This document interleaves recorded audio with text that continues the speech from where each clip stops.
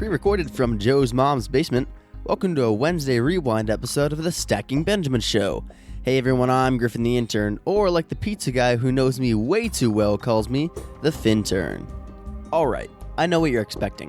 What did the guys do to mess with Griffin this time? And the answer to your question? Surprisingly, nothing. Everything is all cleaned up, there's no gum stuck to the seat, no popcorn in the keyboard, no hidden flash drives to find. And the guys even left me a list of shows I could pick from. Now I know how the saying goes, don't look a gift horse in the mouth, but I can't shake the feeling that this is all just temporary. Maybe they'll want me to work 2 weeks in a row.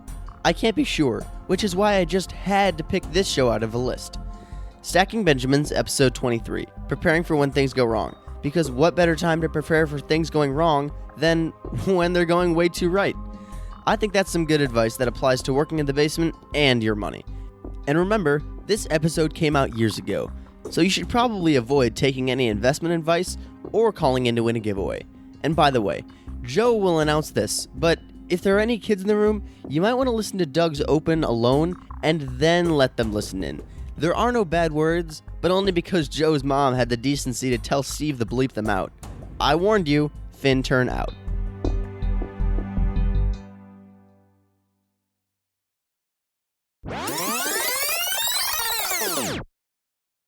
Welcome to episode 23 of the Stacking Benjamins podcast.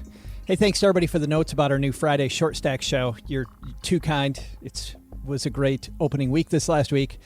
I have a little something special for you here. It, by the way, might not be good for the speakers in your car if there's kiddies riding along, but it's special nonetheless. You know how you listen to a podcast and you think you're getting to know the personalities?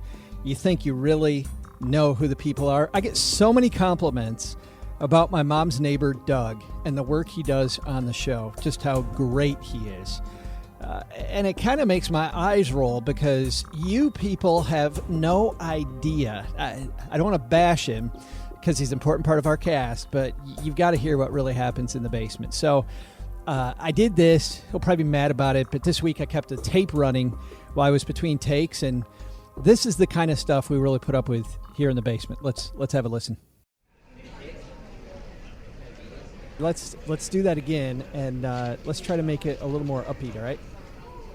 Are you f***ing kidding me? I mean, are you f***ing kidding me? How many damn takes do you scratchers need to finish a 2-bit podcast with 17 listeners?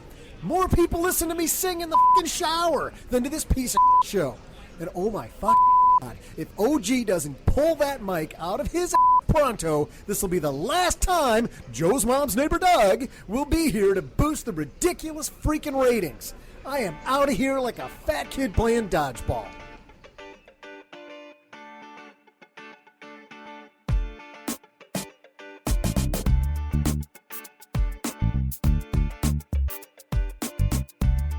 I'm wearing a belt. I got big boy pants on. Stop. We don't do that. He skins me, man. Stop it. This is how you conduct yourself in a democracy? What the hell are you doing, man? I'm so tired of you getting angry and yelling all the time. It's exhausting. I feel like I'm partners with the Hulk. Live from my parents' basement, this is the Stacking Benjamin Show. I'm Joe Saul-Sehy, Average Joe on our blog, and with my partner in crime, the other guy, we operate the super secret podcast about earning, saving, and spending with a plan. You'll find notes for the show at stackingbenjamins.com. Send all emails with questions or comments to Joe at stackingbenjamins.com. And here he is, the other guy who has to put up with the abuse of our cast of characters on a daily basis. It is Mr. OG. Full-time abuse. Man, I think is correct, sir. I think my mom's neighbor Doug has gone too far. Too far. Just a smidge. Yeah. But you know what we're going to do? You and I are only going to have to pay 40%, 50%. What's happening? We're only going to have to pay 50% of a hotel stay that we can send Doug to. It's great because we get him out of the house and we only pay half the price that the normal person pays, who pays full price by going to the hotel's main, their main portal on the internet. And all the yelling and screaming he can do at the hotel. He can, to the hotel manager. And I bet he can bring it to them. It sounds like you can. So here's what we're going to do. We're going to go to stackingbenjamins.com/hotels. Hook Doug up with a nice little vacay away from the show until we need to begin next week. Do you watch the show Modern Family? I do not, but they won a ton of Emmys again. It's very funny. Again. In any event, I heard a preview for one of their shows. It's one that's already been passed. They were talking about it being syndicated. In any event, there's a line where the one husband says to the wife, "I thought you could enjoy a nice night at the hotel." And she says, "Oh, I would love that, but what would you and the kids do?" We've all had those days. I'm sure Cheryl's had those days. We've got a great day, though, for our listeners. A great start of the week because if you're listening to this on Monday when it comes out, if you're listening to it on Thursday, great end of your week, whatever time it may be. Jane Blaufus is on the show, OG. She is a financial expert from Ontario, from a town nearby Hamilton, Ontario. Okay. But she is actually a big-time expert on insurances. Here's the thing. She'd worked in the insurance industry for quite a while when she had a very traumatic event. I'll let her tell the story, but I got to tell you, this is an important show because, as you know, when you sit down with someone to talk about their financial plan, and I remember what I used to know, the second you begin talking about making sure your bases are covered, the eye roll would begin, right? Oh, yeah. Client would sit back, want to fall asleep. I remember not going to happen to me. The big company I used to work with, they had seminars, and I would give these seminars. And in their script, they talked about an engineering story, which I always thought was great about the way an engineer approaches building a highway. And that is, they look at everything that could go wrong, and they try to eliminate, an engineer will try to eliminate all of those possibilities. And only once they've done then do they start building. Before you get to the fun, sexy stuff of building your portfolio, I think a good listen to Jane today will set you moving on the right direction. Great. Yeah, we got that. We got a great roundtable today. We're going to be giving something away. Well, not giving it away yet, but we're going to give people a chance to enter our contest for Natalie Sisson's book. And let's move.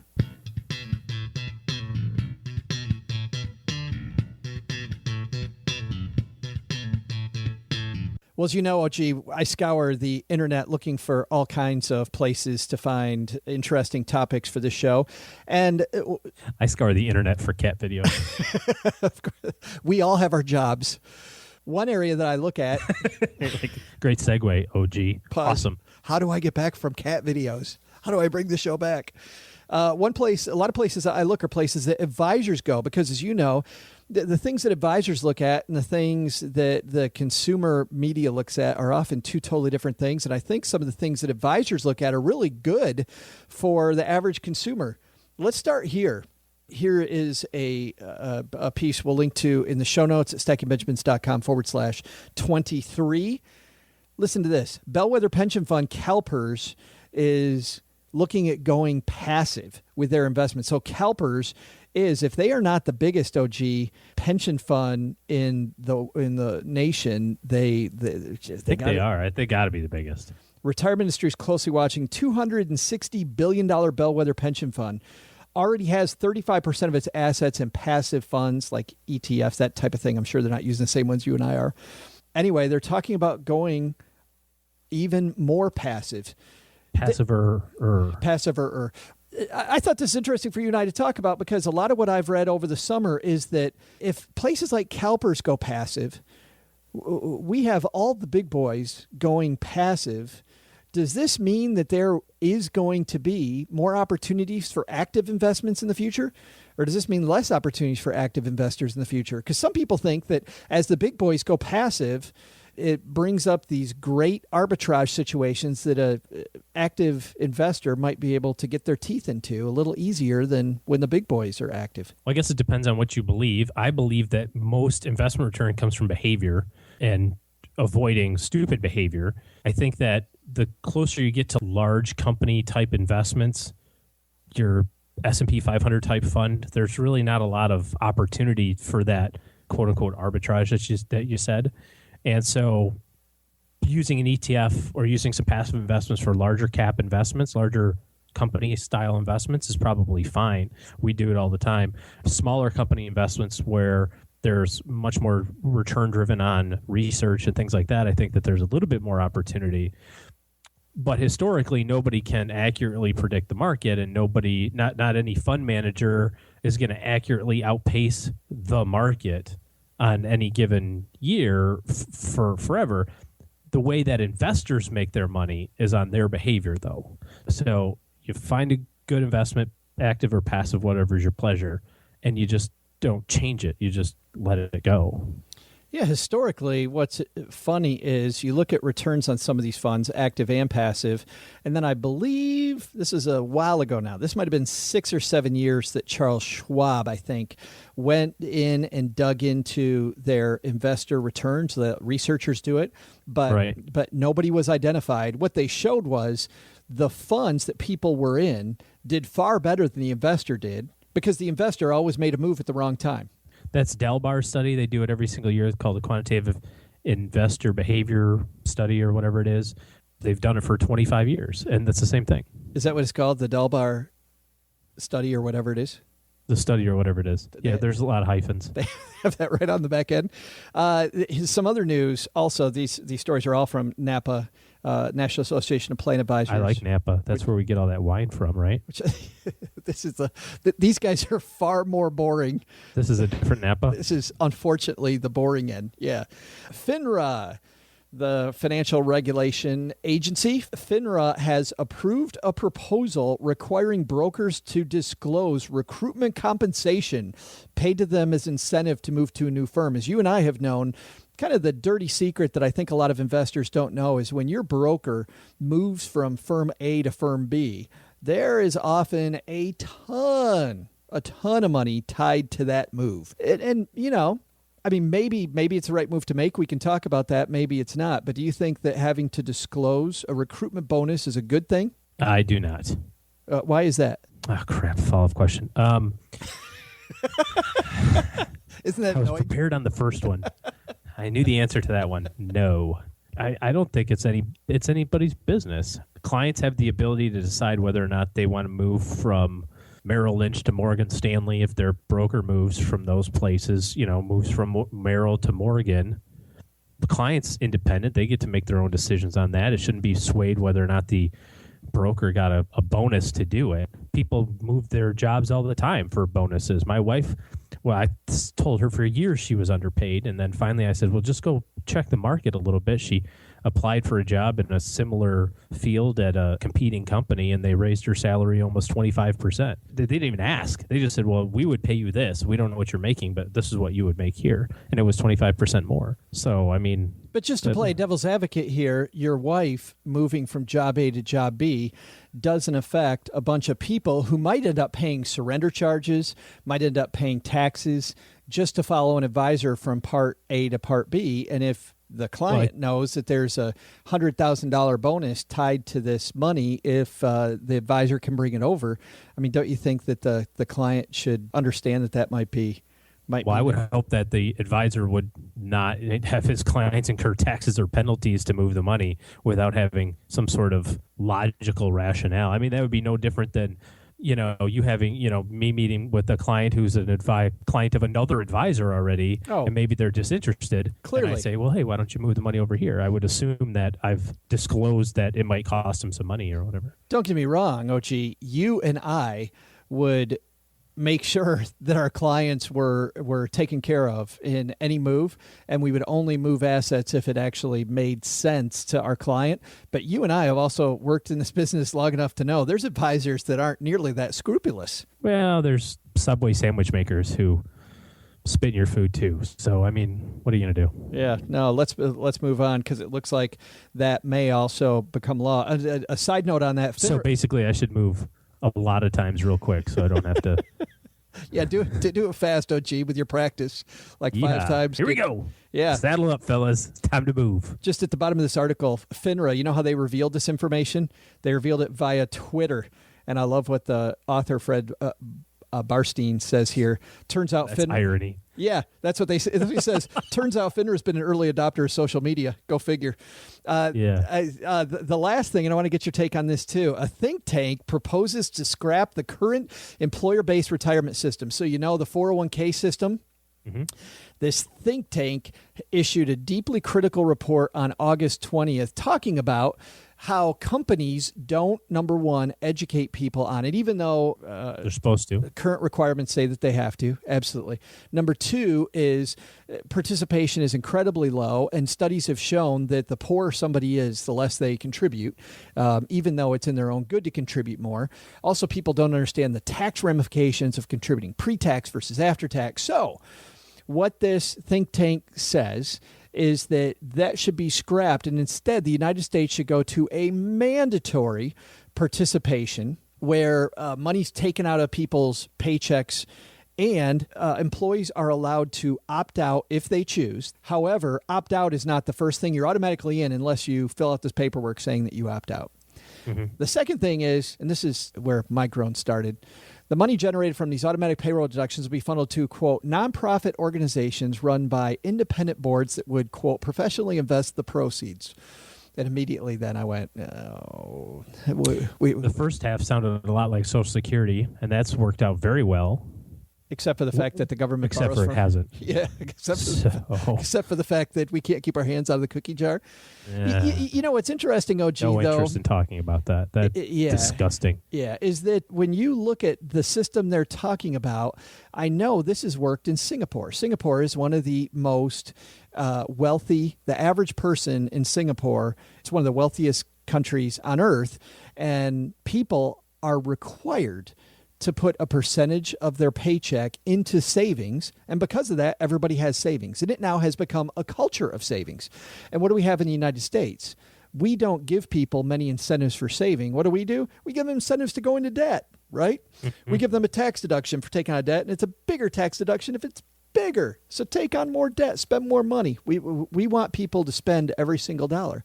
So what do you think? Good idea, bad idea? It's terrible. You can't legislate away personal responsibility. Yeah. You know, if you can't motivate yourself to save money for your retirement, it's the government telling you to do it, this is not going to help. And all that ends up happening, right, ends up being the lowest common denominator problem. That's funny. I hate it when we agree because although I love the outcome of Singapore, I don't like being told that I have to. Yeah. America.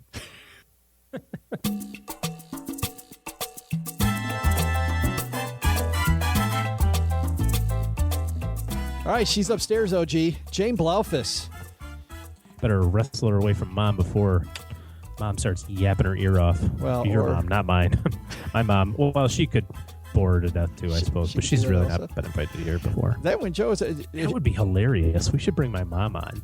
Oh. That would be an entire hour of comedy. Put them in the cage together. The moms, the cage match that we talked about with the coin flip and death. Well, I would do it, but I just wouldn't tell her that we're recording it. We should just call my mom on the air, and we'll just have a conversation with her. You'll be blown away. We should get back to the topic. Jane Blaufus is here. Jane Blaufus, author of With the Stroke of a Pen, Claim Your Life. Talking about being prepared. Let's welcome her to the basement. Well, death is a difficult topic to discuss, which is pretty ironic because we all know that it's going to happen to us all one day, right? We just don't know where and when. And that's why I asked Jane Blaufus to join us in the basement this morning. Jane's a financial expert and author of With the Stroke of a Pen, Claim Your Life. She has a most remarkable story, lives and works in Ancaster, Ontario, which is just outside Hamilton, about midway between Toronto and Buffalo. Jane, welcome to the basement. Good morning, Joe. Thanks for having me. Absolutely. Let's pull up a beanbag chair and get started, huh? Okay. All right. Well, you have quite a story that spurred your attention to some financial details. Tell us what happened in your 30s that kind of changed everything for you.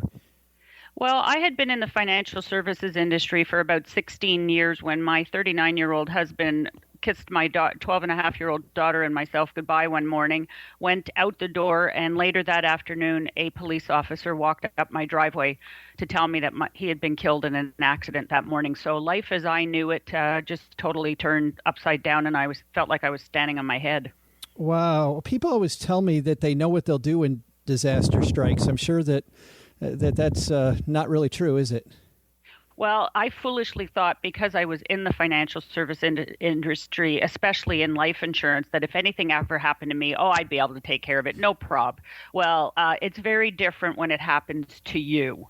So I was blindsided by a lot of stuff. So often, Jane, people tell me, well, I'm going to feel this way. I'm going to do these things. I have all these things. And I always think that those are kind of a lie just because we don't know. Tell me what it's really like in that moment, and all of your financial details that you were sharing with someone else is now all squarely on your shoulders. You have no idea how you're going to react. Anybody who thinks they're prepared for it, walk a mile in my shoes and then tell me afterwards how you feel, because I felt like an 18-wheeler truck had hit me. The force that slammed into my body after I came to hear those words and to, the police officer asked to go in my house and I said, no, where's my husband? And he asked me again if we could go inside. And, Joe, I had this crazy notion that if I didn't let this man in my house, he wouldn't tell me what I knew he was about to tell me. And they told me afterwards they heard my screams for miles. I collapsed in the driveway. They took me in the house.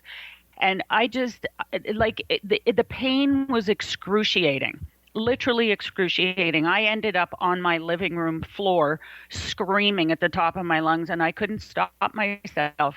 The pain was almost unbearable. How did you then begin claiming your life? Well, one step at a time. I finally got myself up off the floor, and it's kind of weird because even in the middle of everything that was going on, the right side of the logical side of my brain kicked in, and I started to go, okay, so I have to make phone calls. I have to do certain things. My daughter was in another province. I had put her on a plane that morning. I had to get her back home. I had to do all of these crazy things, and God bless my girlfriend's husband, because he came to my rescue and was by my side, and my life insurance advisor was there shortly after, because that was the second call I made that day. I knew everything that went on in our house financially because I was in the business, but I wasn't my own advisor. I had an advisor. So I called him because I was so terrified. I've never been so scared in my life. I just wanted him to tell me it was going to be okay. And I needed that reassurance. So all the financial planning that we had put in place before, thank God, the year before he died, we had our wills reviewed. We had increased our life insurance coverage. We always sat down every year with our life insurance advisor and had an annual review, because you've got to make sure that your plans that are in place are good for today, not what you might have planned 5 or 10 years ago, because things change over time. So everything we had put in place in case, God forbid, something happened, now had to be triggered.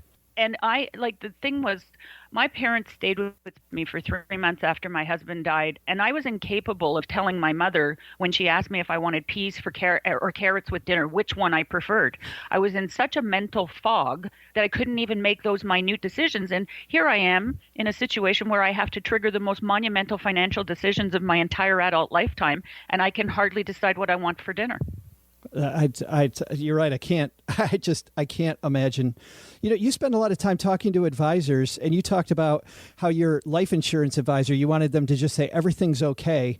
But I found in my 16 years as an advisor that many advisors kind of get it wrong because they're so analytical about insurance and consumers are so emotional. How do advisors kind of bridge that gap? Well, first of all, after my husband died, nobody ever asked me what the internal rate of return was on his life insurance policy. The only thing they asked me is, will you guys be okay? So advisors have to realize, especially, Joe, when they're dealing with women, is you better have a trust relationship built with the person, because basically I gave my entire decision-making capabilities up to my advisor because I trusted him. I knew that he had my best interests at heart. I knew that he would not do anything but take care of me. He calls my daughter Jane Jr. He's part of my family now. Without that man, I don't know how I would have done it. So advisors really need to go beyond the numbers and get to know their clients, their families, and build a relationship so that if, God forbid, I always say, Joe, the hard part for an advisor is not getting the sale. The hard part is when they have to deliver on what they promised they would do. What are some of those things that you do in that annual meeting with your advisor? Because I think that's a foreign concept to most of the people listening to the show. Okay, so that's a really good question. So as I mentioned earlier, you can't buy life insurance or put financial plans in place and stick them in a drawer and check them 10 years later because things change. So you need to sit down and you need to have what's called sort of like a fact finding. What's still the same? What's changed? What's different? Because you could have bought a bigger house. You could have had a second child. One of you could have decided to stay home to take care of the kids. So the second income isn't coming in anymore. Or you might be in a situation where a lot of young people are today, where their elderly parents are moving back in with them, or their kids are moving back in with them. So life has a way of changing over time. It never stays stagnant. So it's sitting down and taking a look and making sure, is the amount of life insurance or all of the plans, do I have critical illness in place? Do I have disability insurance if I need it? All these sort of things need to be talked about. Now, you might not need all of them, but at least your review should confirm that you're still in a good place. Well, and I think it also confirms, because I know companies change their benefits, all the time. So it confirms that your stuff that you have outside of work meshes well with the stuff that's inside work. I think that's probably a big part of the job too. I think that's a great point, because the one thing that I found in my years as an advisor was I couldn't believe how many people, when you asked them if they had life insurance, said, yes, I do. And then you ask the next question, is it personal or is it group insurance? And 8 times out of 10, it was group insurance. You don't own that insurance, because just as you said, your employer can at any time decide to change the plan, get rid of the plan, do away with it. You have no control over it. Ironically, my husband died on July the 11th. July the 1st was my annual renewal for my group insurance policy, and I had just increased his life insurance. It was actually still being underwritten the day he died because his income had gone up. We had, bigger expenses. We had a daughter in a different school system. So you really have to make sure that there's a bridge between what you have at work and what you have personally. Because the other thing, too, is, Joe, tell me how many people spend their entire careers today with one employer. They don't. Nobody. People, if you make it 5 years now, you should get the gold watch. So, and a lot of people are stepping out of corporate, as I did, into an entrepreneur environment. I'm an entrepreneur. I don't have benefits unless I own them personally. And the one thing that buys all of these things that people don't get is it's not money that buys insurance products. It's your good health. If you don't have good health, then you're either going to be denied, you might be rated, which means you pay a higher premium than other people would. So there's a whole bunch of factors in here. And the time to the time to buy life insurance is not when you need it. It's too late. Right. My father-in-law, who was one of my best friends before he passed away, did not want to talk about long-term care insurance until the day he was diagnosed with Parkinson's. And on that day, he called me and said, "Hey, Joe, you know how we talked about long-term care? Can I get it now?" I said, "What do you think?" Well, you know what? I have some very good friends who had my book. The book has a 30-page checklist in the back of it to help people to make all these decisions, ask all these questions, and put things in place. They had sat down with their adult daughter who was back from England on a visit, and they were going through the book and saying, okay, we need to talk about this. The long and short of it is, as a result of that review, they applied for life insurance on both of them. While it was in underwriting, he was diagnosed with cancer of the esophagus. He is now in advanced stage 4 cancer, and I spent Sunday talking to my girlfriend about palliative care doctors. And they managed to get him some life insurance, but it was highly rated, and if he passes away within the first 2 years, all they do is refund the premiums. I don't think he's going to make it because he only got the insurance in December. Yeah. So here I am now giving her palliative care doctor information and contacts for hospices and whatever. And she is going to find out what kind of government assistance she can get because she doesn't know how she's going to work while she's trying to take care of him. And she just, she's got it all, but he has nothing. Speaking of catastrophic illnesses, is long-term care the type of insurance that worries you the most because people ignore that one the most because it's just so expensive no matter what you do? There's two that worry me. Well, actually, they all worry me, but they do because life insurance has its place, critical illness has its place, and long-term care is going to definitely have its place. I think due to the fact that medical marvels, wonderful, but people are living longer. And what's happening is people are outliving their retirement savings. They're outliving the money that they have.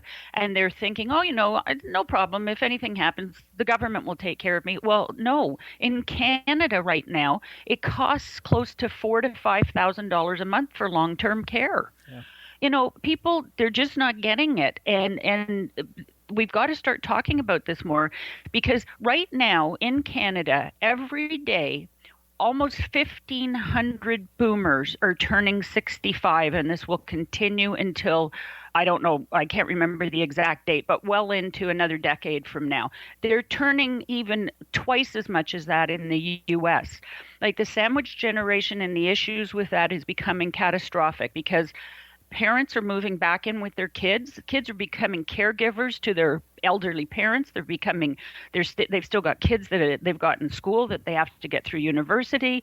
The financial toll on people is incredible, absolutely incredible. And if my girlfriend's husband, the one that I'm talking to about palliative care, had critical illness, she wouldn't be asking for government assistance. She would have tax-free dollars that she could have put in her bank account to remove the financial stress she is under, in addition to knowing that her husband isn't probably going to make it, is absolutely wearing her out. And she's a therapist.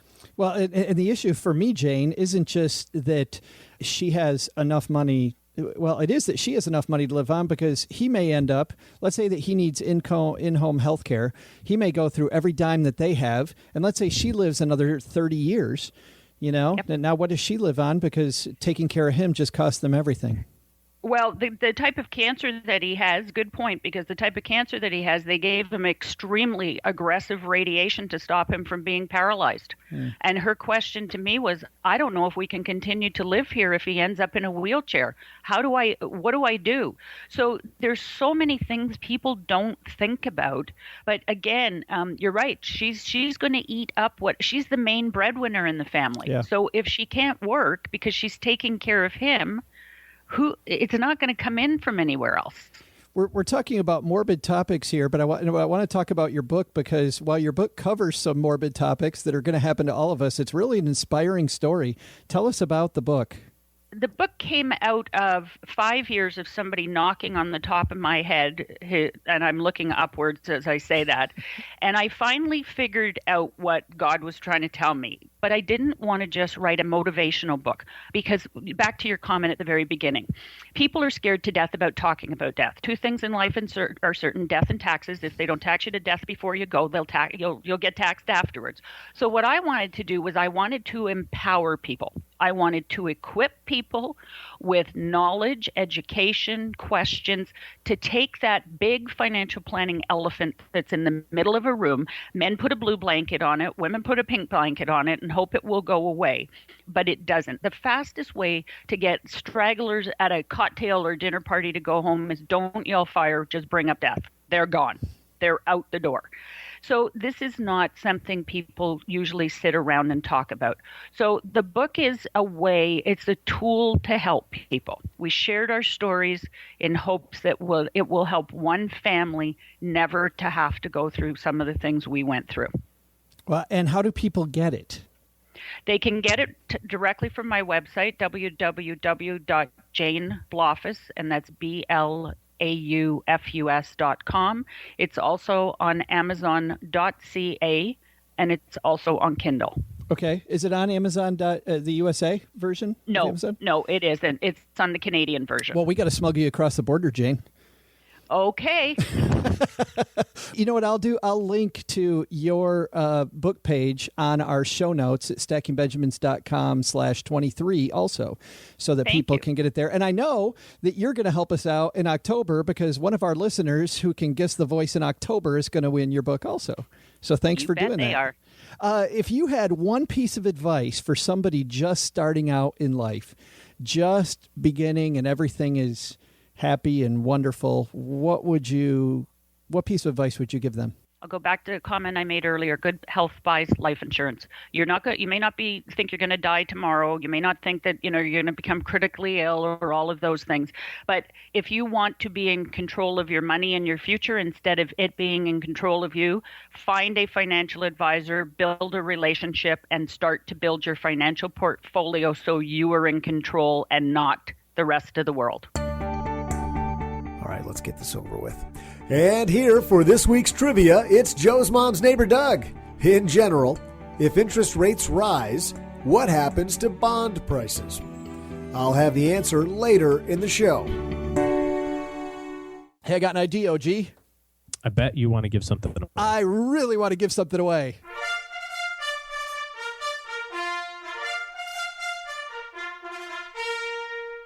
And if you're listening to this on the last day of September, the day that this comes out, guess what? You have a chance to win Natalie Sisson's book, The Suitcase Entrepreneur. If you're listening to this the day after it comes out, you missed the deadline. So we're not going to spend a lot of time talking about that. If you want to know more about Natalie Sisson's book, go to our last episode, episode 22. We'll talk about it. But there's 3 ways to enter, and you can do this with our new October contest, which will start as of the next episode. 3 ways to enter. First way is tweet about this show. The second way is to like us on Facebook. For both of those ways, OG, you go to stackingbenjamins.com/September, where you tell us that you did those things. And then the third way, and the best way, you just go back and listen to the August episodes and tell us who this voice is. When people see me now, they'll see, oh, you're a certified financial planner. You got your financial planning practice. You're a blogger. You do all this stuff. What they don't know about me is that once I graduated high school, I dropped out of college and was literally going nowhere in my life. My mom got me a job doing data entry for her place, and I was doing data entry 8 hours a day and loving life. Just kidding. All right, I think that's a really easy one from the month of August. The problem is, me too. It's not easy for OG because he doesn't get to hear the voice. So, who do you think that is, OG? Got this one. It's Macaulay Culkin. Oh, it's so close. If Macaulay Culkin were a little older, it might be. How old do you think Macaulay Culkin is? Yeah, you're right. He might be the same age as Macaulay Culkin. Here's an interesting tidbit. In 2015, we'll be as far removed from 1985, when Back to the Future was, as Back to the Future was from 1955. We'll be separated by that far. We're recording this in the morning at 10:30 a.m. Central Time. Is it too early to open up my first beer? That's bad news, man. I remember 1985 like it was yesterday. I don't, because I wasn't quite old enough. I still wear clothes from 1985. I bet you do. All right, so if you know who that voice is and it's not Macaulay Culkin, oh gee, sorry, go to stackingbenjamins.com/September, and maybe on the next episode we'll be able to hook you up with Natalie Sisson's book, The Suitcase Entrepreneur. Joe's mom's neighbor Doug here to put you out of your misery with the answer you've been seeking. Here's that question again. In general, if interest rates rise, what happens to bond prices? Well, they go up. That's what happens. Some people call it the teeter-totter effect, and others call it the interest rate mud pit of love. I'm not judging, but that second one sucks. All right. I gave you the answer. Now just move it along. Move it on down the road. I'll see ya. Hasta la bye-bye. What are you waiting for? Get out of here. We'll see you next week. All right, everybody, let's walk over to My Dad Shortwave and see if we can get the greatest financial blogging minds in the universe. How's that for a superlative on our broadcast?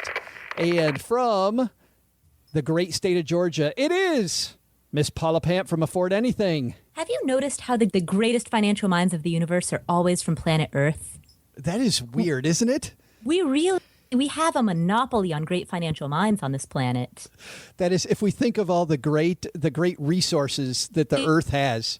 I mean, I just feel bad for all the inhabitants of Neptune. I know they never get any credit for all the great stuff that we are having the weirdest conversation. So how are you, Paul? Are you still in the closet this week? I am. I'm gonna be in the closet every week. Excellent. Good.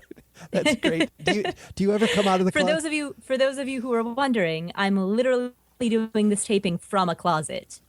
It's a walk-in closet, but it is a closet. It's nice. You have a pillow in there, maybe a couple beers. I've got 2 cats in here with me, just to make me even crazier. That's right. You're the Paula the crazy cat lady in Atlanta.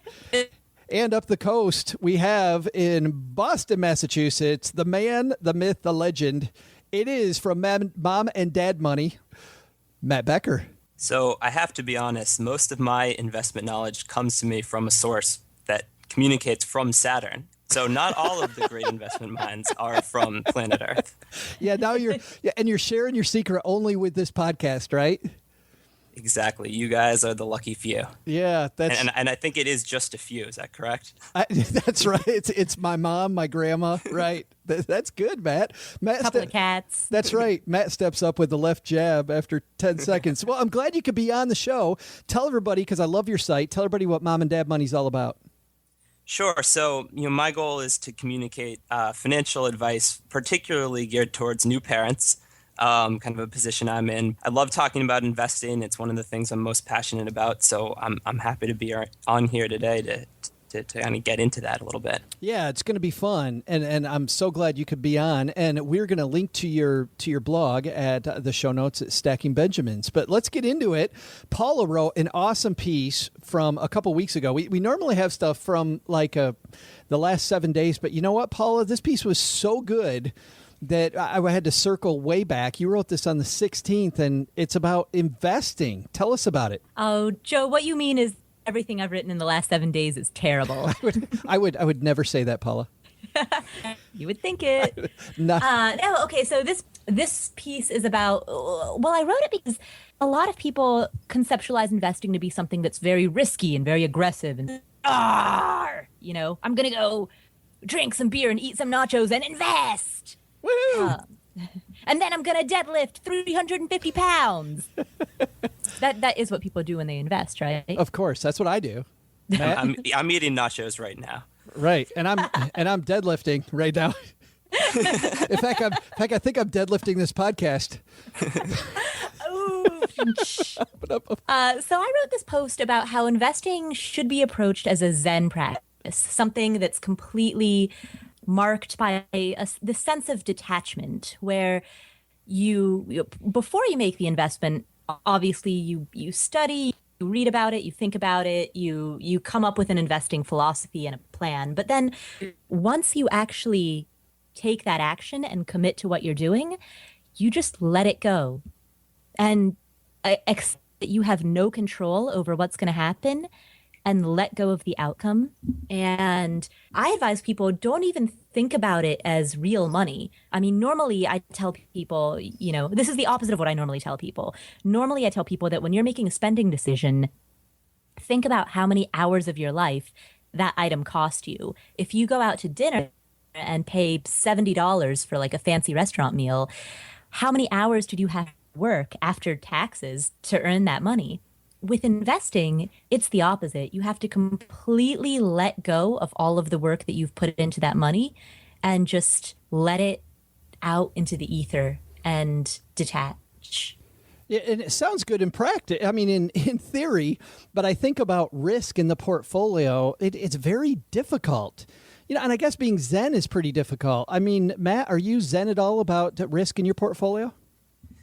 Yeah, I mean, I could not possibly agree more with this sentiment. I think it is difficult, but the concept of what you can control and what you can't is so important to really understand. Carl Richards is a financial planner I'm sure you guys know of, and he does these sketches. And one of my favorites is this little Venn diagram where one circle is what you can control and one circle is what matters. And there's this small overlap, and that's where you focus. And the corollary to that is there's a lot that matters that you can't control. And that's very true with investing. And it can be difficult, but there's not really much you can do about it. So you focus on the things you can control, what you can save, what you put in the stocks, what you put in the bonds, you put your costs and so forth. And then I agree, you just kind of have to let it go. and as Paula said, almost think about it as kind of just play a little bit, and it's just there and it exists, but you don't have to stress about it all the time. It sounds like when you talk, Paul, about being zen about your investing decisions, that means that you shouldn't, open your statements and look at how your investments are doing. But I don't think that's what you're saying at all, is it? That's a tactic. If avoiding your statements is a tactic that helps you become more zen, then sure, you can do that. But there's a difference between that tactic versus the broader philosophy. And the broader philosophy is to shrug when your net worth rises and shrug when it falls. Don't celebrate your gains and don't feel sorrow over your losses. At the bottom of the piece, something I really want to go over, which is your ultra simple investing plan. 3 steps. Do you mind going over those? Sure. Step 1 is the stuff that you can control. Earn more, save more, invest more. That's completely within your realm of control. Step 2, choose, and this is also within your realm of control, choose investments with risk levels that you find acceptable. So for myself personally, I'm not comfortable doing any kind of individual stock picking because I don't know enough about it. I don't really know how to read a balance sheet that well. I'm just not good at picking individual stocks. So I stick to passively managed index funds and passively managed ETFs. And I know a fair bit about rental property, so I invest in those as well. That's a risk level that I'm really comfortable with. On that note, I guess a question I have is, if you're going to be zen about it, is it okay to be zen about it if you don't know that much about it? It seems like what you're saying is implied is you really need to know how the investment works first. I have no idea how index funds work. I know that if I put my money into something that somebody has created that's called an index fund, it will generally mirror the market, and I will generally do about as well or as bad as the market does. I have no idea how it actually works. I think there's probably different levels of understanding that you can come to and be okay. I mean, I think that the kind of facts are that this approach that Paul is advocating, using index funds, really is kind of the best strategy in terms of probability.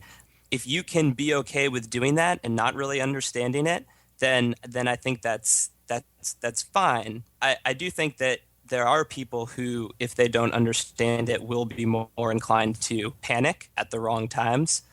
So I think it kind of depends on your personality and how you're going to react to the good times and the bad times. Both of those are times when people kind of make bad decisions when they don't really know what their plan is and what their investments are, how they help them towards that plan. Yeah, because sometimes it isn't about the investments, it's about you. I mean, I think of my 16 years in the trenches, and a lot of times the investments were right. My clients understood how they worked, but they still felt they couldn't help not being zen. They were just such warriors at heart.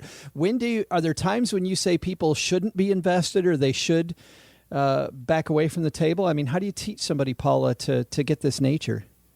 I think that goes back to step 2. Before you invest, think carefully about what risk level you're willing to accept. So, for example, if the stock market plunges in half the way it did in 2008, is that acceptable to you? If so, you can expose yourself to that. If it's not, then you don't. So, if you're picking an individual stock, and the reason that I don't do it is there's much greater volatility with individual stocks than there would be with something that passively tracks a benchmark. So am I willing to accept that? No. So I think that's just and I realize I'm making it sound very simple. It requires a decent amount of education or a decent amount of, reading a couple of books about it. Sure. But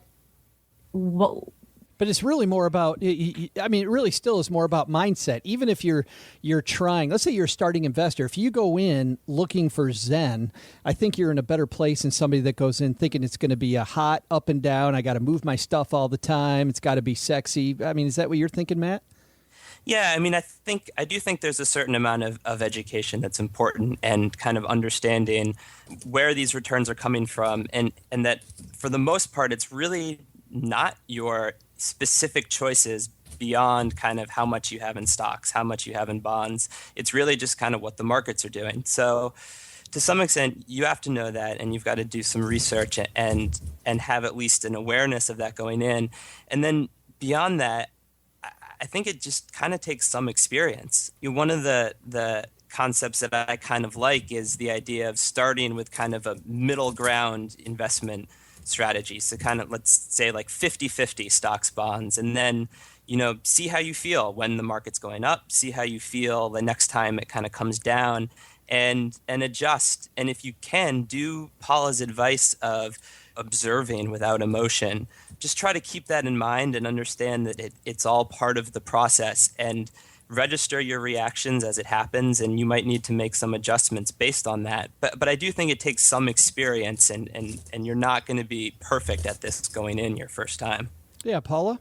I would say before you begin to invest, write down what you'll do. Write down a set of rules for yourself. So if you pledge that you will dollar cost average every month, that you'll put the same amount of money into the market every month, and that you will rebalance once a year, but otherwise you're in it for the long term. If that's what your pledge is, then write it down, because in moments of either joy or sorrow, in moments where the market's peaking or the market's tanked, you might be very tempted to deviate from those rules that you set for yourself at the beginning of the game. And that's when you've really got to embrace this Zen philosophy of telling yourself, hey, this is only temporary. It's okay. I am letting go of this. These are my rules, and I follow them, and whatever happens, happens. I love that idea because, Matt, in the CFP world that you know a bunch about, I mean, that's an investment policy statement, and that's what the pros do. Yeah, it is. I mean, that's a great tip. What would be really great is if you could have some people that you're accountable to for that. Whether it's, like you said in the CFP world, a financial planner, but you can just have, if you have some like-minded friends or people that you can kind of all communicate your plans and hold each other to that. That's, keeping yourselves accountable. That can be, I think, a very helpful way to do it as well. Well, I love this because I want to get down to the bottom of Paula's article, which, Paula, you say, don't discuss your investments with anyone other than a spouse, mentor, or trusted fellow Zen investor. Why is that?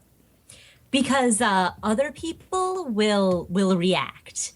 And humans are naturally, we're empathetic creatures. We tend to feel what other people encourage us to feel.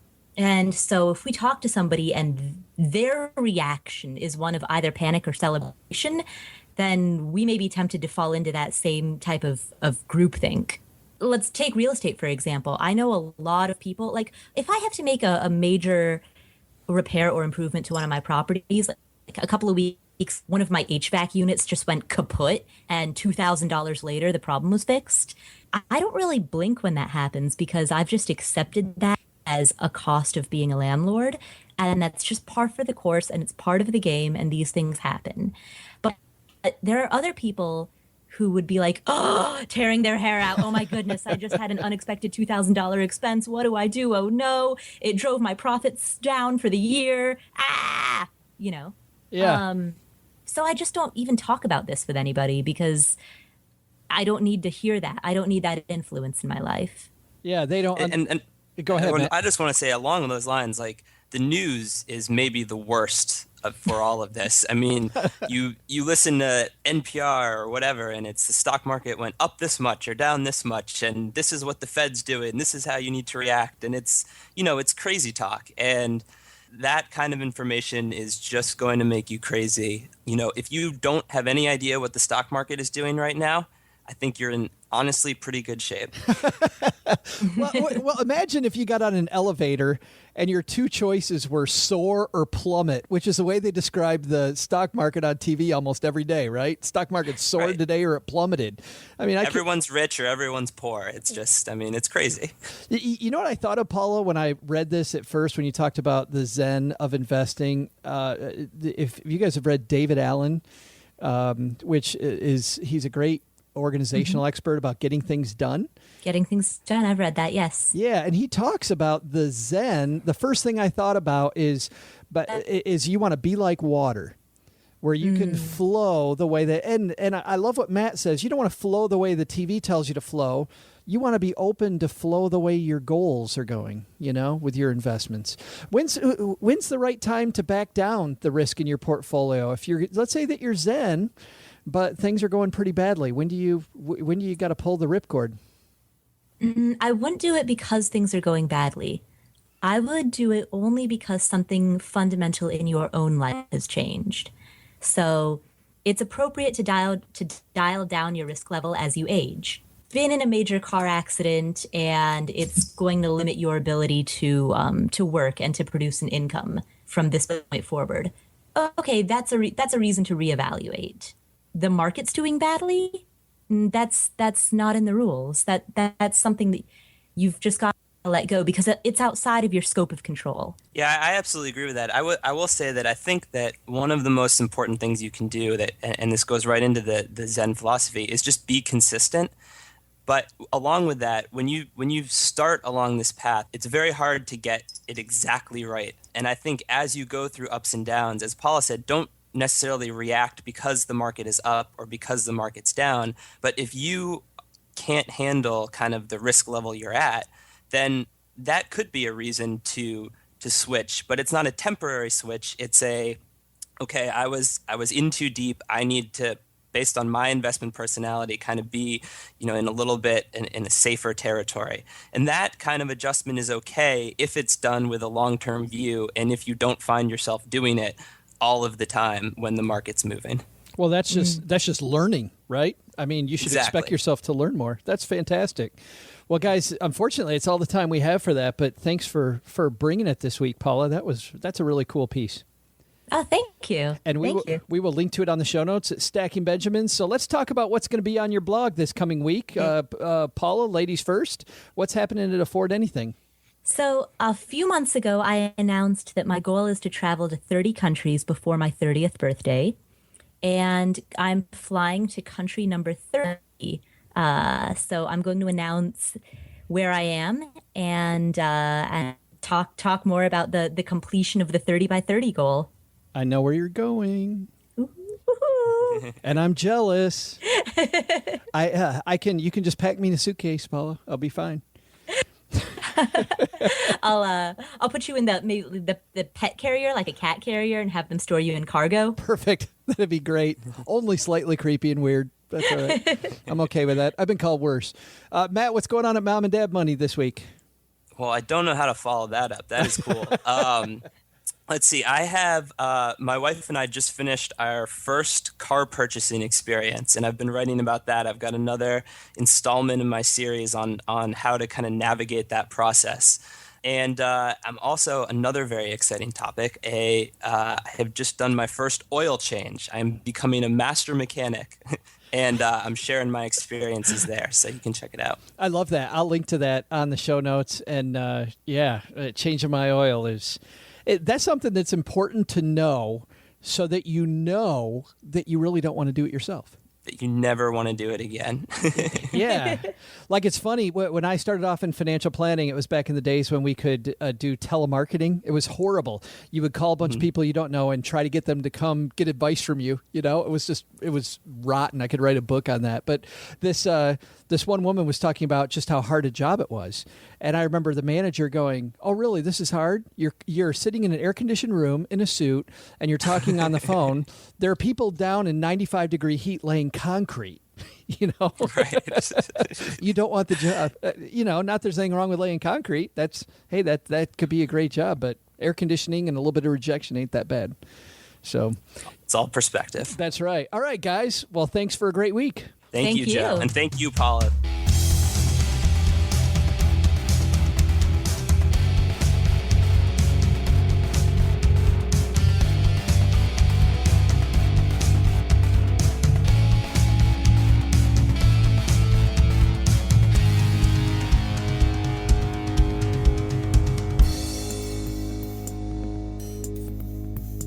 Oh, we did it. Another show.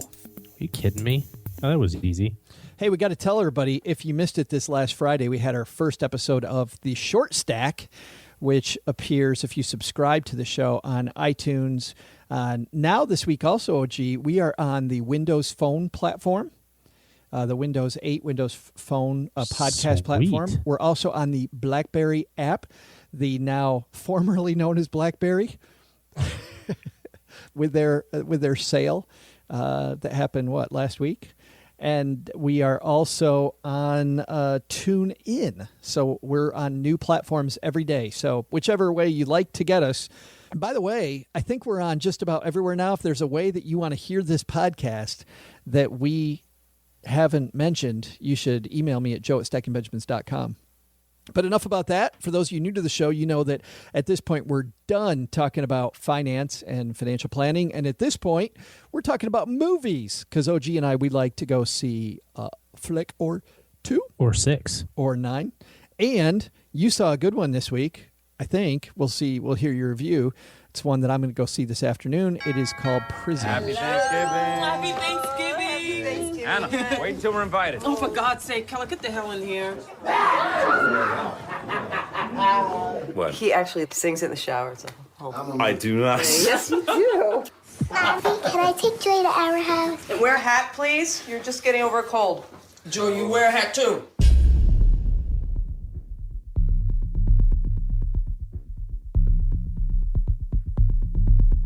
Where are his sisters? I can't find them. Anna? Joy? Wait, I checked the entire house. They're not here. Dad, there was this RV, and they were playing on it. We thought there was someone inside. You wait here. Let me go. I couldn't find them! Detective Loki. Do you have children, Detective? I'm gonna find your daughter. Show me your hands right now! So Prisoners. Here's what I loved about Prisoners. Everything that you've seen in the previews happened in the first 10 minutes of the movie. Wow, really? So, the big worry with that movie, of course, the premise is that 2 children were kidnapped. They look like kids that would be in any town USA. They're set in Pennsylvania. And the 2 dads, and, this story revolves around trying to find these 2 kids. The detective is in there. His name is Detective Loki. Jake Gyllenhaal. Jake Gyllenhaal, right? Hugh Jackman is one of the dads. Is that Terrence Howard? Is that who that other? Yes. Good call. The other. Because I was struggling for who that was. I'm like, I know that guy. And Maria Bello is one of the women.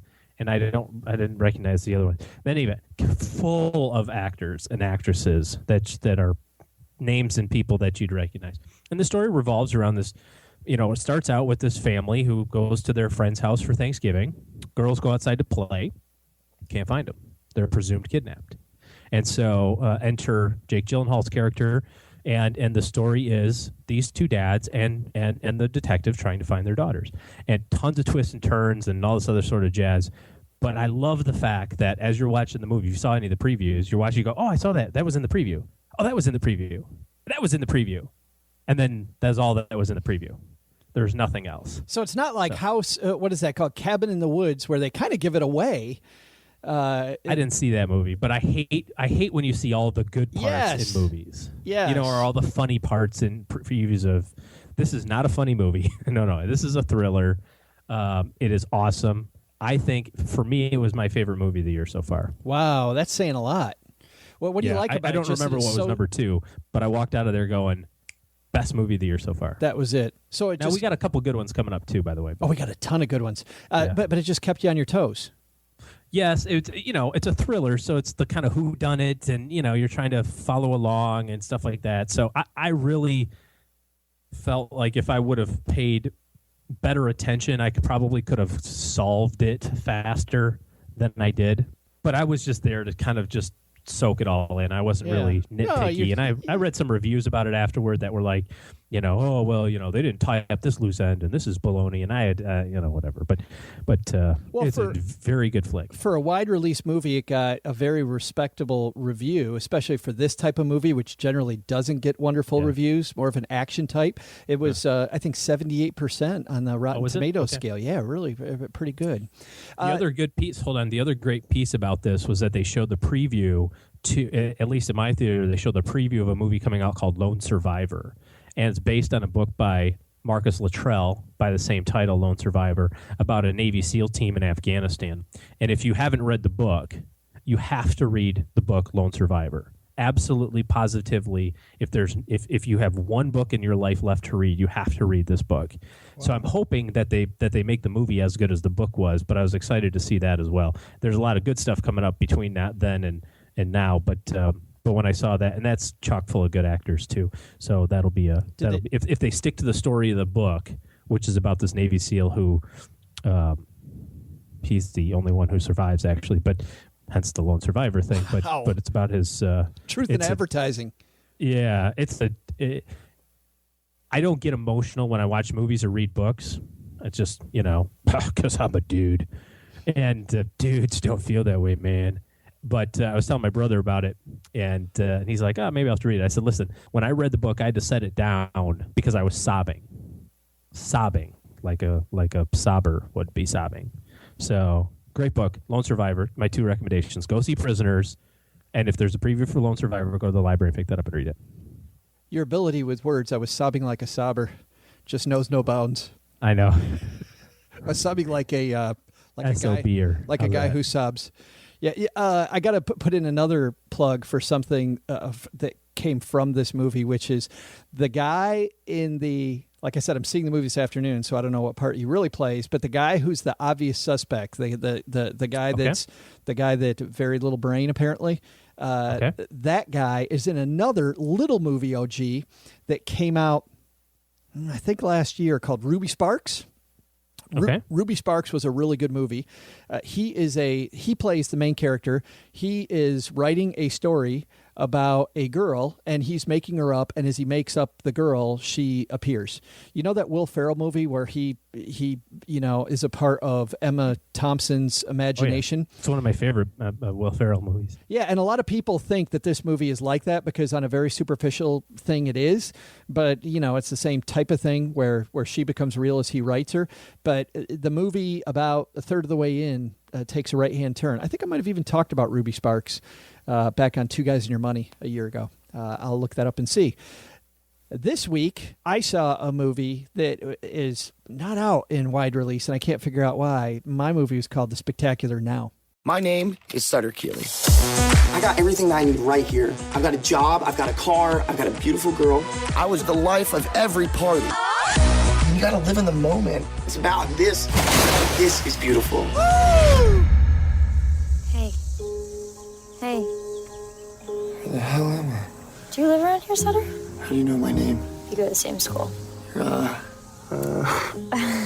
Amy. That's what I was gonna say. Nice to meet you, Amy. What's your story? I don't really have any stories. What do you mean? Everyone's got a story. I don't know. I'd like to think that there's more to a person than just one thing. I gotta tell you, Sutter, Amy Finicky is just a strange choice for a rebound. You're 17 years old. You don't have an ex-boyfriend? No. Really? Sutter, guys don't look at me like that. I'm like... Yeah, absolutely. Guys look at you like that. No. Amy, you're absolutely beautiful. Oh my God, no. And if she falls for you, what happens then? Should we take our shirts off? This is a story about a guy who is in high school, and it's the senior year of high school, and everyone is making plans for what they're going to do after graduation. And he's beginning, at the start of the movie, he is writing his essay on a college entrance exam, and it says, name one hardship you faced. And he's talking about his girlfriend and how they were perfect for each other and how now they're breaking up. And then he leaves that essay because he can't figure out how to really tie it in. And he's a kid who is stuck at the end of one thing. And you know from high school days, there are people in high school, right? This is the old Bruce Springsteen song, Glory Days. Right. There are people that high school is the greatest thing. And you already know, OG, that high school for this kid is going to be the greatest part of his life. And everything else is going to stink. And while everybody else is moving on, he can't move on. And he doesn't know he's got some really messed up problems. He doesn't know who his dad is. He has a huge problem with alcohol. Monster problem with alcohol. He has a girlfriend who he has way more of a relationship with her than a high schooler should have with a girl. And she knew it, which is why she broke up with him, and he doesn't know it. And so it's funny because it takes the old John Hughes movies, like 16 Candles or all those movies about the Breakfast Club, but it takes it to 2013. And this is more of a gritty movie. It's a raw movie. It is. I was surprised when I saw the running time. It's only an hour and 35 minutes long. I was on the edge of my seat the entire movie. And when the movie ends, I mean, I walked out and I felt like I had just been punched in the gut. There was so much feeling in the movie. It's by the people that made 500 Days of Summer. 500 Days of Summer is kind of a light, airy movie that I thought was pretty cool. So I thought that, hey, if it's like 500 Days of Summer, Cheryl wants to see it, I'll go see it. So I was expecting this light, breezy thing. Movie is not light. It's not breezy. Remember a couple weeks ago I was talking about Blue Jasmine and about how in that Woody Allen movie I didn't like the main character. And that was part of my problem, is that I like to like the main character. Mm-hmm. I don't like this kid either. I mean, it's a high schooler. I've got two kids that just graduated from high school. High schooler with a drinking problem, who can't move on with his life, who everybody thinks is a joke. And you're hoping he'll get it together, but as the movie goes on, OJ, you don't think he's going to get it together. And then he's just a mess. But the difference was there's a little bit of redemption in this kid. So you keep thinking all the way through the movie that maybe he's going to get it together. Have to say one more thing about the movie. There is a girl who plays the main his main love interest in the movie, not the old girlfriend, but kind of his rebound girlfriend. Her name is Shailene Woodley. She was the oldest daughter, the potty-mouthed daughter on the movie The Descendants. And she was up for an Academy Award as Best Supporting Actress. She acted her part well. In this movie, she does the same thing. She plays a totally different character, and you just absolutely like her. I give this movie a big, big, fat thumbs up. Awesome. The Spectacular Now. You're never going to see it, are you? No. You're sitting here looking at me going, this movie has nothing to do with me. Are there guns? The one thing that I heard you say was that you're sitting on the edge of your seat. It was an hour and a half long. Prisoners is 2.5 hours long. 2 hours, 33 minutes. And I didn't move. Yeah, I thought this movie, though, it was great. Moved along very well. It was a great pace. If you would have asked me, and I know this is not going to sound good. This will not sound good. This will make the movie sound worse. But I'll tell you it's not. It's meant as a compliment. If you'd asked me how long this movie was, I would have said 2 hours and 15 minutes, 2 hours and 20 minutes. I would have thought it was an hour and a half, but it's because every second of that hour and a half is so intense, and you're so into the movie. Like the movie started and it was over, but if you asked me how long it was, I went, wow, with all the deep stuff they dealt with, how they dealt with all these problems as well as they did in an hour and a half was unbelievable to me. 2.5 hours. Here's what I don't get. My little idiotic theater in Texarkana, my little moronic theater is showing all these dumb movies like 5 times a day. They're showing Prisoners like twice. I can go see it at 3:10 in the afternoon or 7 o'clock. It's not for the kiddos, though. That's why. I don't. No, they're showing that one I reviewed a couple weeks ago that stunk, that Mortal Instruments City of Bones, that piece of dirt movie. They're showing it like 6 times today. But the new movie, Prisoners, nope, not going to show it at all. Yeah, we're getting into the season of some good flicks coming up, huh? I want to see that new racing movie that comes Rush out. Comes out this week. Well, it will be out by the time people listen to this. We got the Captain Phillips, that one with Tom. What a horrible name. Looks like a good movie, but a horrible name. Captain Phillips. Yeah. It's basically Castaway on a boat. With bad guys. Bad guys. Okay, so you know how there's Castaway and he's all alone? Well, in this movie, it's just like it, but he's not alone. And Mr. Wilson is the terrorist. Mr. Wilson! Mr. Wilson! All right, man. That's going to do it for us this week. Everybody have a great week. Coming up on Wednesday, of course, is Two Guys and Your Money. And coming up on Friday, another episode of The Short Stack. See you later, OG. Peace out. This show is the property of the Free Financial Advisor, LLC, copyright 2013. Paula Pant appears courtesy of AffordAnything.com. It appears I've fallen and I can't get up.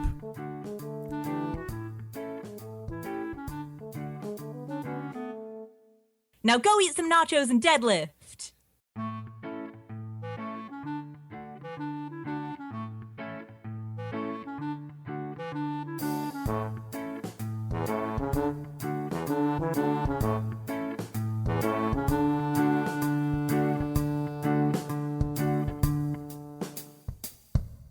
Good night, John Boy.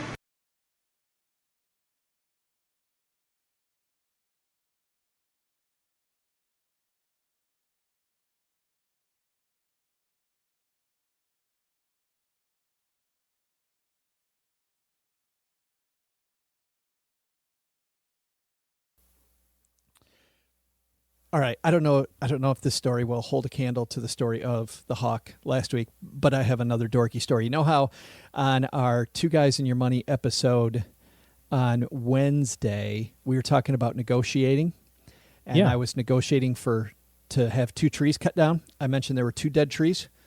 Mm-hmm. Well, the second dead tree, actually, I'd hired another guy to cut down. And I hired a handyman, and I gave him a few things to do because there are things that I just cannot. I am not a handy dude. I enjoy working in my garage. I enjoy yard work. There are things that I just cannot do. So I had this handyman do a few things, and I said, hey, do you guys cut down trees by chance? Because I have this tree that ever since I moved in, OG, is like a totem pole. It's right out the back door of my house. It goes straight up and down, and there are no limbs. There are no limbs. That's how dead that is. Obviously, it's dead. It might be dead. The trees may be 20 feet tall, and all the limbs are gone. And it's been there forever, and I don't know why I haven't taken it down. Cannot tell you why. And so this handyman's over, and I go, do you take down trees? So, yeah, can you take down this tree too? Great. Well, the particular handyman I was working with, he hires other guys to actually do the work. He comes over, he prices out the job, tells me what he's going to do, and he brings over these 2 yahoos. These guys proceed to do a really rotten job of the main job I had him do. And then I was gone from home. Big mistake. So was the guy that hired these 2 guys. They cut down the wrong tree. There is a tree I want to cut down with no arms and legs. There is a tree that just is a totem pole.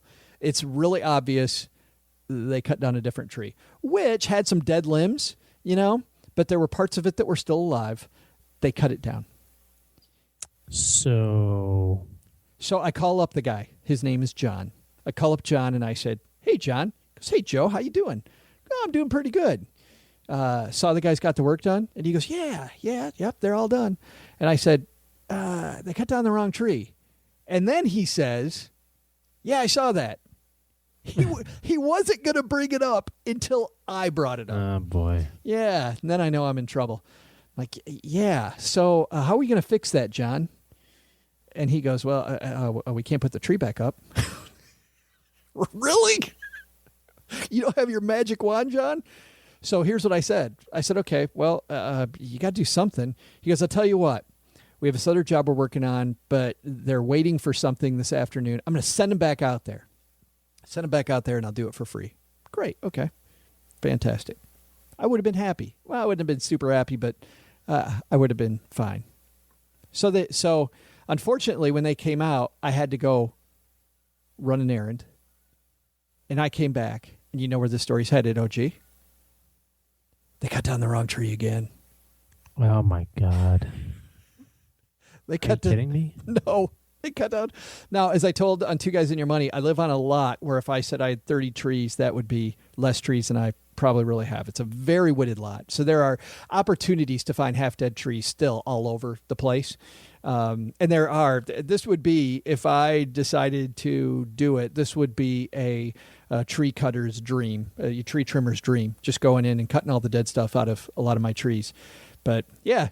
Dude's cut down the wrong tree. And then I said, okay, I got 2 trees that were half dead, cut down for free. Hey, great. But I didn't call them back because I still didn't get the one. Well, my wife's family owns a cottage north of our house. And in that area, they have a real problem with trees, with the bug that destroys trees. Ash borer deal. Is that the in any ash borer? event? We were up there this summer. It's amazing to see how quickly trees can just be, just completely go from healthy, thriving trees to gone, dead. And on my wife's family's property, there's nothing because they don't have any trees on their property. That's the only reason they don't have any. But on the neighbor and the neighbor after him and the neighbor after him, so the 3 there. The guy was telling me that there are 17 trees that got to get cut down between 3 properties. And he said, and these aren't small trees. These are 60-foot trees. These have been there for, 100 years. And he said each one costs $1,500. Really? Every single one is $1,500. $1,500. I said, well, I got a new business idea. I'm going to learn how to chop me down. Actually, I'm not even going to learn how to chop down trees. I'm going to learn how to run a business that chops down trees. Yes. I'm going to hire some guys who know how to chop down trees. We're going to charge $1,450, and I'll pay them $300. Yeah. Right. Yeah. Ugh. That's not a fun deal to get into. No. And if you want to hear more about negotiating with tree trimmers, just go back and listen to last week's Two Guys in Your Money show. But that's ugly. So that second tree that I talked about, OG, the one that I'm getting taken down for free. Mm-hmm. Well, not for free. It's going to be 2 trees for $550. Right. The second tree is the totem pole. Good. I told the guy, I said, hey, it's real easy to identify.